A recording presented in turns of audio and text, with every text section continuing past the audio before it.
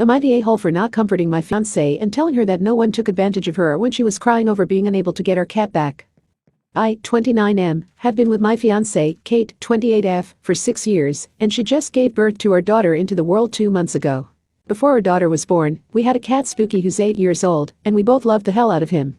Kate had gotten Spooky 2 years before I entered the picture, after she found him as a stray on the street.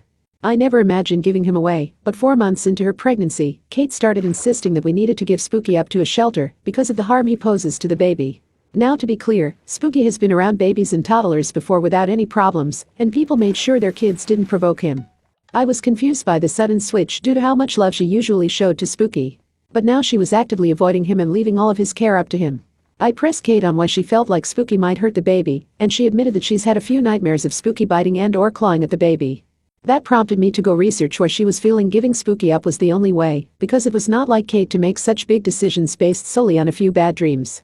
And found out that it was most likely her pregnancy hormones making her so afraid of Spooky all of a sudden. I told her what I had found out and suggested we go to a doctor to address it. But Kate refused and said it was her instincts as a soon-to-be mom, making her do what was right for the baby. She threatened to leave me and not let me see the baby if I tried to stop her from doing it. So, I gave in, and Kate looked for a good animal shelter within the city before driving off with Spooky and his carrier in the early morning. She didn't let me come with her, and I cried my eyes out while she was gone. Fast forward to now, and Kate has been missing Spooky after healing from the birth. 2 days ago, she said to me that she wanted to see if she could get Spooky back from the shelter, and I was surprised by this, but agreed to drive her to the shelter to see what happened. We left the baby with a trusted friend and went to the shelter in the afternoon. I was doubtful about Spooky still being at the shelter, but Kate said that since Spooky was older, he probably didn't get fostered or adopted right away. My fiancé ended up being completely wrong about that.